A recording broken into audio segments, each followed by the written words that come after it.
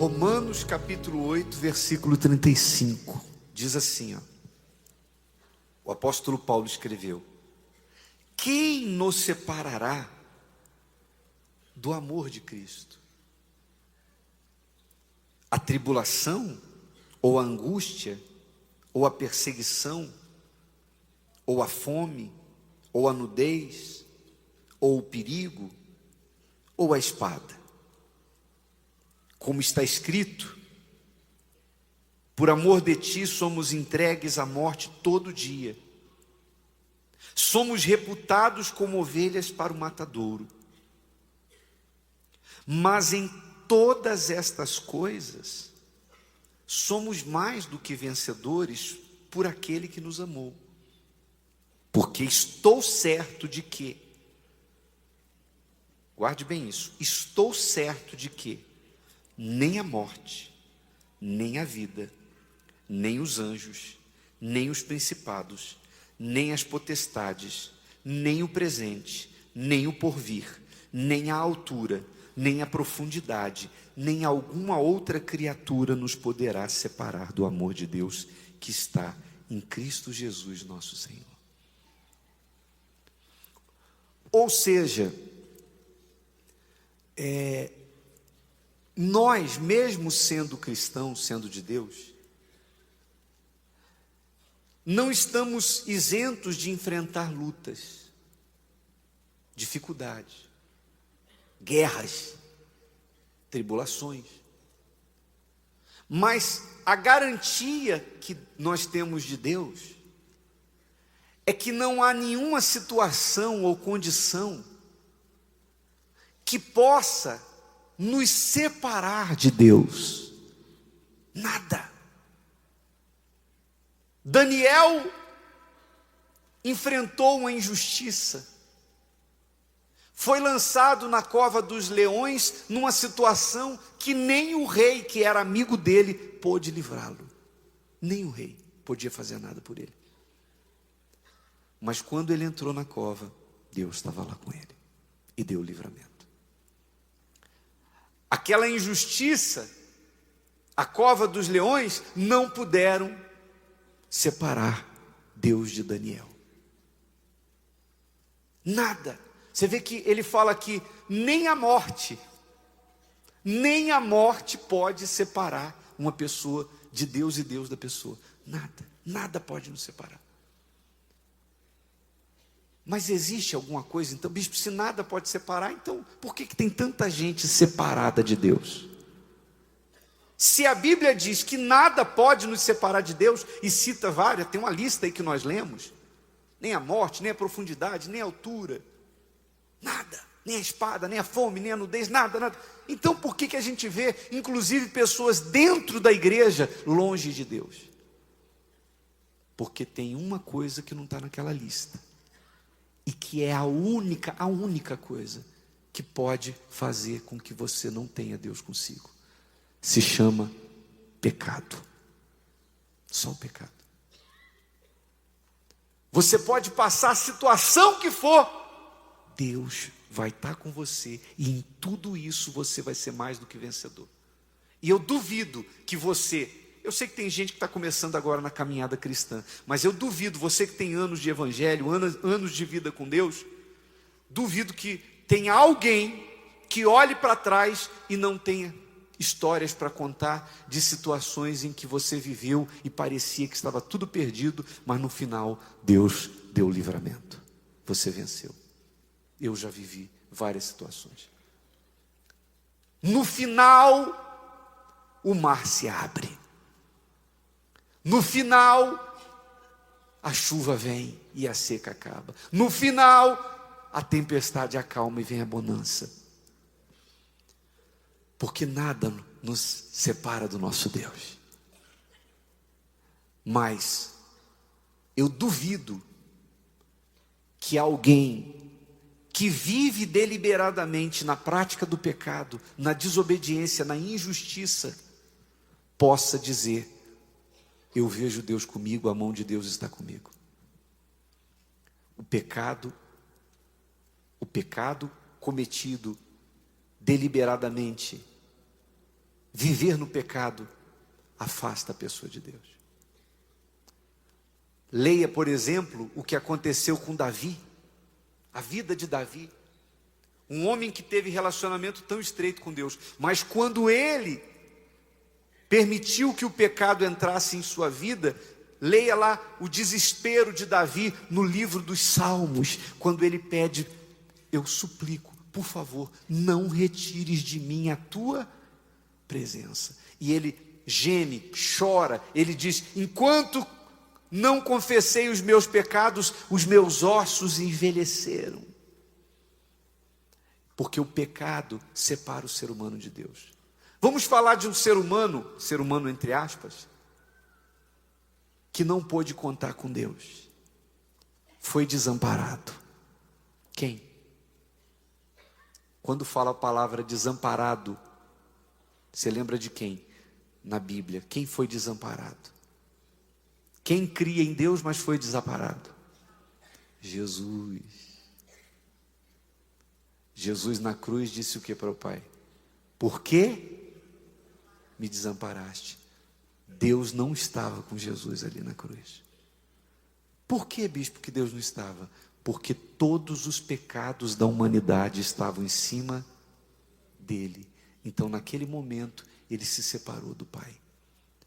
Por mim e por você, para pagar o preço das nossas transgressões.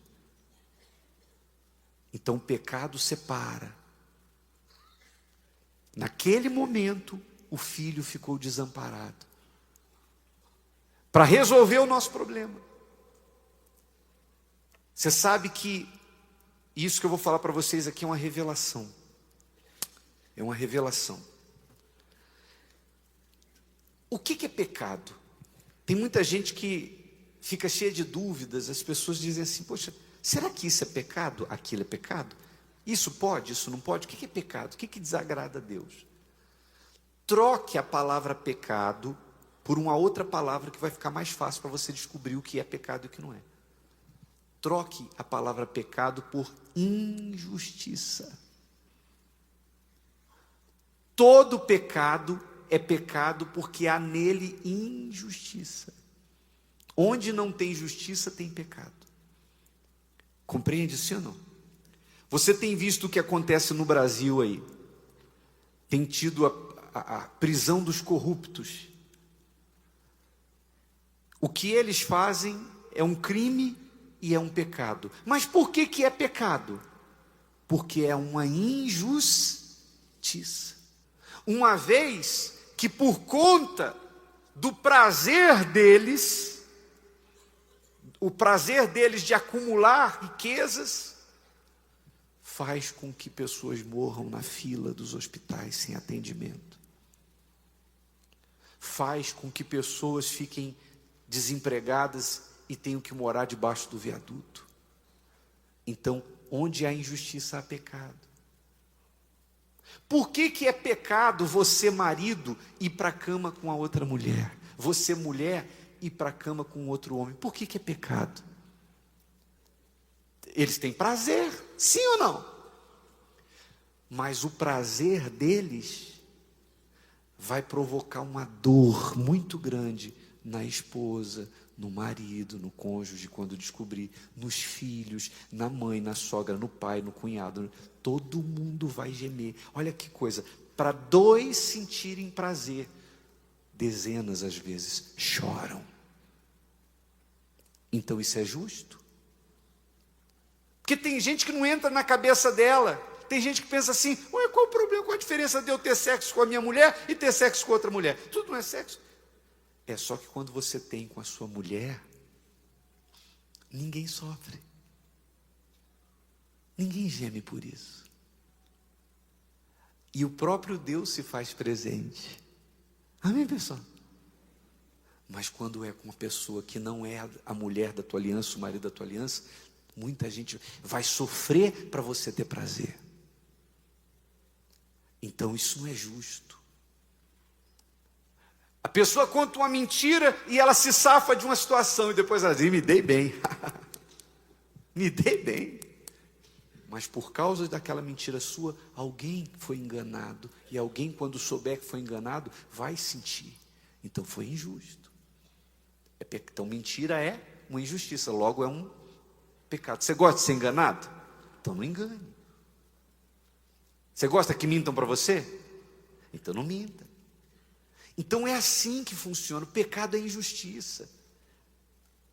Só que esse pecado que hoje traz prazer, ele vai te prender ao diabo. O que prende as pessoas ao diabo? O pecado. Toda vez que uma pessoa...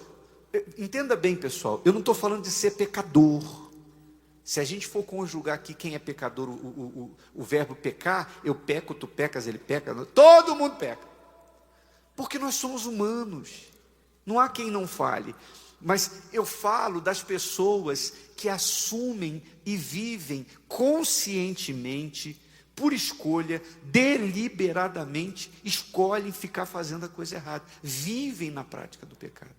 Essas pessoas são escravas do diabo. Todo pecado tem um espírito. E onde há a desobediência a Deus, há a ausência do Espírito de Deus e há a presença do diabo. E depois vem a conta. Porque se você faz alguma coisa que é do reino das trevas, o diabo vai mandar conta. Ele vai mandar conta. E a conta chega e a conta é alta. Quantas pessoas que vivem uma vida completamente avessa. Eu fico vendo, não vou citar nomes aqui, mas vira e mexe eu vejo notícias, entrevistas de artistas famosos dizendo que tratam de depressão. Não tem prazer. São famosíssimos, têm muito dinheiro, são aplaudidos. Outro dia eu vi o caso de um humorista famoso. Nossa, como as pessoas dão risada com ele. Mas o que ele faz, as pessoas rirem, não é brincadeira. Só que ele deu uma declaração e disse que ele trata depressão. Como assim? Faz todo mundo rir e tem depressão. Essa depressão é a tristeza da alma pela ausência de Deus. E não tem dinheiro, não tem amigos, não tem fama, não tem aplausos que compensem a falta da presença do Espírito Santo. E gasta dinheiro, e faz terapia, e vai lá para ver se a ficha cai, e tenta descobrir por que isso, por que aquilo outro, e paga isso, e psicólogo e aquilo, e não adianta, está faltando Deus, e está faltando Deus porque a pessoa escolheu viver longe de Deus, mesmo tendo Jesus feito tudo o que ele fez, sentido dor, Jesus sentiu dor por causa do prazer do pecador, mas mesmo assim, a pessoa quer criar um problema que Jesus já resolveu de novo. Quem está me entendendo faz assim. Então, você como cristão, vai enfrentar muitas lutas, todos nós vamos enfrentar muitas lutas e guerras e dificuldades. Deus não vai te abandonar. Nada vai te separar dele, venha o que vier, nada vai te separar, nem a prisão separou Paulo, nem a morte separou Paulo de Jesus, tal e qual ele falou. E ele disse, eu estou certo, não é isso que ele diz aqui? Porque estou certo de que nem a morte, nem a vida, nem os anjos, nem os principados, nem as potestades, nem o presente, nem o porvir. Quer dizer, nada vai me separar, estou certo, porque quando você está bem com Deus, você é tomado de certeza. Pode vir quente que eu estou fervendo, nada me separa de Deus. Agora, quando a pessoa está em pecado, ela não tem essa certeza. A fé, o segredo da fé é a comunhão e a obediência. Se Deus falou com você através desta mensagem, compartilhe. Inscreva-se em nosso canal e não esqueça de ativar o sino para ser notificado das próximas postagens. The of doing it. The Christian life isn't difficult. It's impossible. It's impossible for you to raise people from the dead on your own. It's impossible for you to stay in faith and to do these things without the power of the Holy Spirit. So I want to ask if there's anybody here who does not have this baptism of the Holy Spirit and speaking in tongues, must receive that. You don't have to receive it to go to heaven. You can go to heaven without receiving the baptism of the Holy Spirit. As a matter of fact, you can get there quicker because you are going to have power and you will die or something. So you don't have to receive the baptism to go to heaven. But if you want to receive power and if you want the word of God to come alive and if you want to get this seed on the inside of the baptism of the Holy Spirit and I ain't got time to teach on it anymore. But if you don't have that, I would like to encourage you to receive that. Let me just be bold enough to say that if you don't